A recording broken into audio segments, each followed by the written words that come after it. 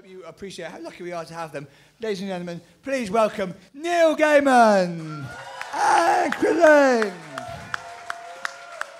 Okay, Chris, just behind you there is a camera, so you should be able... Okay. Yeah, why don't you go there, and if you go behind Chris, so that you can actually see what he's drawing. So, this is... don't try this at home. Chris is going to do the unimaginable, which is he is going to try and illustrate what I'm going to read while I read it. This will be the creation. You good? Yeah. Make a line.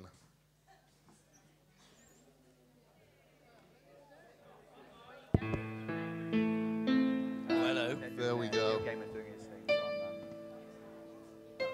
So, I wrote this so long ago, we had typewriters. It is, in this environment it is, yeah. And it's called Being an Experiment Upon Strictly Scientific Lines by Neil Gaiman, assisted by Unwins Limited, wine merchants of Uckfield. It struck me last night, after a couple of drinks, that I'd never heard of anyone experimentally testing the precise effects alcohol has on a creative writer. I have in front of me a large bottle of scotch, a small bucket of ice, and a number of glasses. Also a typewriter and some paper. All this in the spirit of purest scientific inquiry. My plan is this. I will drink whilst writing.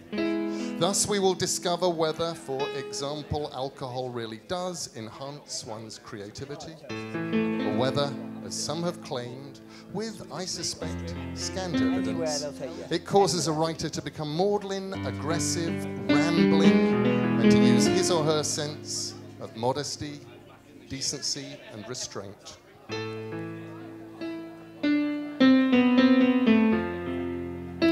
Quiet, please.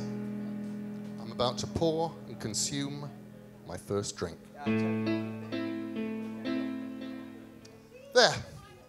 Does booze make one more loquacious, funnier, more intelligent? What is the relationship between alcohol and art? And what was it that poet said? You know, what's his name? Rhymes with Heathcote Williams. Made tense. Tip of my tongue. Omar Khayyam. I often wonder what the vintner buys one half so precious as the stuff he sells. Pure poetry. Excuse me.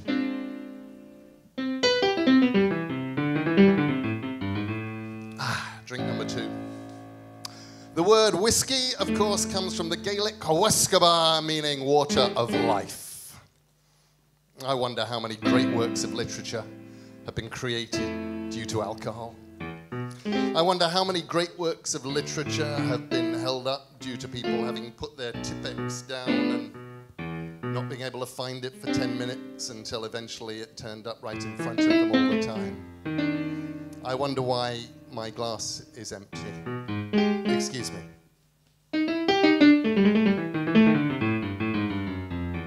Drink number 3. Where was I? Oh yes, alcohol, writing. I don't know why people say that drinking makes you aggressive. Writers are not an aggressive bunch. We're actually meek and mild and polite, even when we've been drinking. Especially when we've been drinking. I don't know what kind of numbskulled, guacamole-brained, gutless wimps would accuse writers of being aggressive. If they want to say that kind of stuff to me, I'll be ready. Drawn typewriters at dawn. Of course, they'd never show up. They've got no bottle. I've got a bottle. Which is oddly enough half empty. And speaking as an impartial observer, the contents has had no discernible effects on my writing whatsoever.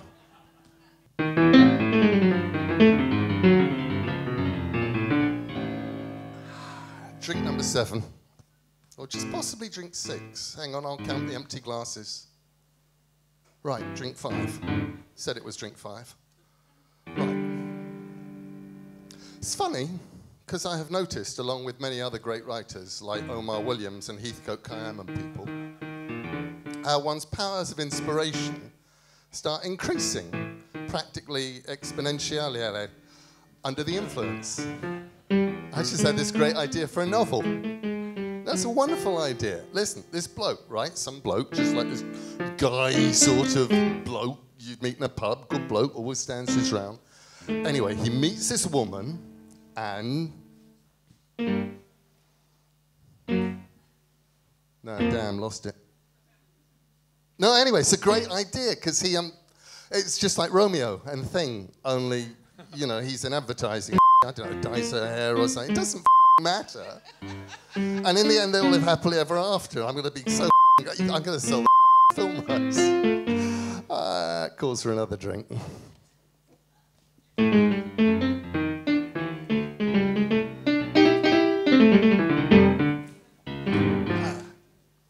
Drink number 6, 7, 8, or finish the bottle, actually. Or was I? Effect of drinking on literary creativity. That's what? It's terrific.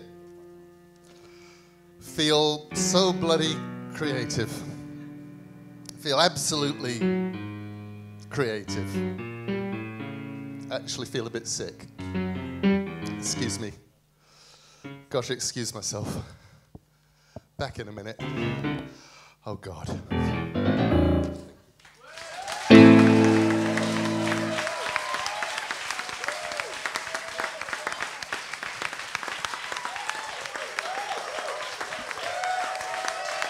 There you go.